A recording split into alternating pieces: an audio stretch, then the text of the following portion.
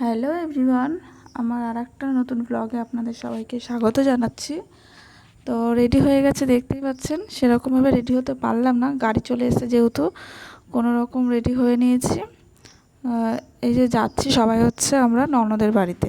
এই যে আমার মাসি শাশুড়ি যাচ্ছে, এটা হচ্ছে মামি শাশুড়ি, শ্বশুর, সবাই যাচ্ছে। এই যে ঐশী, সবাই মিলে এখন বেরোচ্ছি। তো 5:30টায় বেরোনোর কথা ছিল, সেখানে দেরি হয়ে গেল, 5:30 পৌনে 6টা বেজে গেছে। বসা নিয়ে একটু হচ্ছে, আমি বলছিলাম জানলার সাইডে বসবো। তো যেহেতু ঐশীর একটু বমির প্রবলেম আছে, তো আমার কাছে ছিল না, ও দাদুর কাছেই ছিল। বমি করতে করতে গেছে সারা রাস্তা, প্রচণ্ড ক্লান্ত হয়ে গেছিলো মেয়েটা। এবার গাড়ি ছেড়ে দিয়েছে, এই যে সবাই বসে আছি।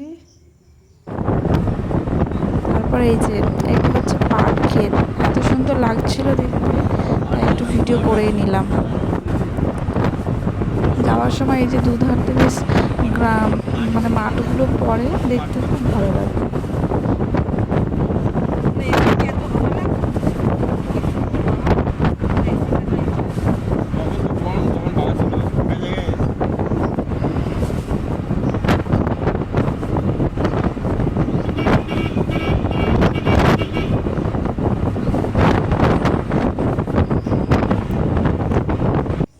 তারপর এই যে একটা মন্দির,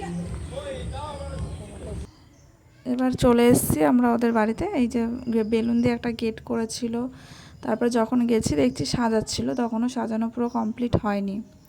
তারপরে এইদিকে আমি গিয়ে আবার মেয়েটাকে রেডি করলাম, মানে আমার ননদের মেয়েটাকে।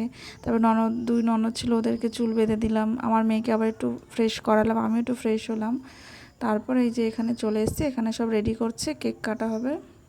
তার আগে একটু ফটো তুলছিল। এইবার ফটো তোলা হয়ে গেলে কেক কাটবে।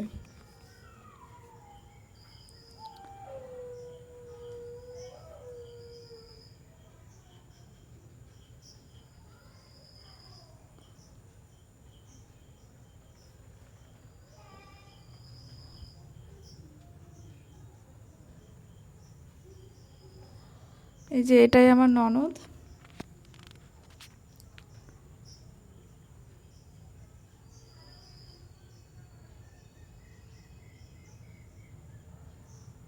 আর ঐশী তো হাতে চিপস ছিল, ক্যাডবেরি ছিল, সেটাও খাচ্ছিল। আর একটা চিপস মানে বাড়ি আসার সময় সারা রাস্তা হাতের মধ্যে ধরে রেখে দিয়েছে, হাত থেকে কেউ নিতেও পারছিল না, ওটা হাতেই ছিল ওর। ঘুমিয়ে পড়ছে গাড়ির মধ্যে, তবুও চিপসটাকে হাতের মধ্যে রেখে দিয়েছে। এবার আমরা হচ্ছে খেতে বসবো, মানে আমি খেতে বসবো না, মেয়েকে খাওয়াতে বসবো।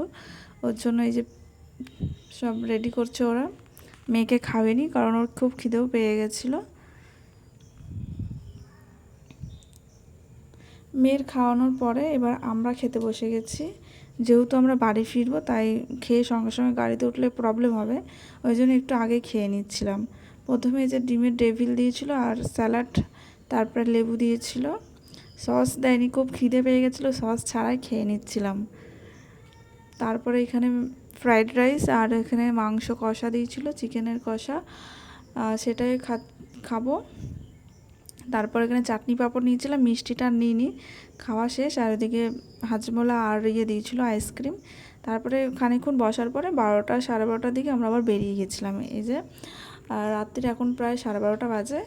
তো এখন পুরো ফাঁকা রাস্তা। তো আসার সময় একটু তাড়াতাড়ি এসেছিলাম, যেহেতু ফাঁকা রাস্তা, গাড়িটা একটু জোরেই চালিয়ে এসেছিলো। আর ঐশী তো ঘুমোচ্ছিলো আমার কোলে। সবারই খুব ক্লান্ত লাগছিল, যেহেতু গাড়িতে বেশি ওঠা অভ্যাস নেই, তো সবারই খুব ক্লান্ত লাগছিল। আর ওরা খুব অনেকবার করে থাকতে বলেছিল, কিন্তু মা যেহেতু, আমার শাশুড়ি মা যেহেতু রয়ে গেছে,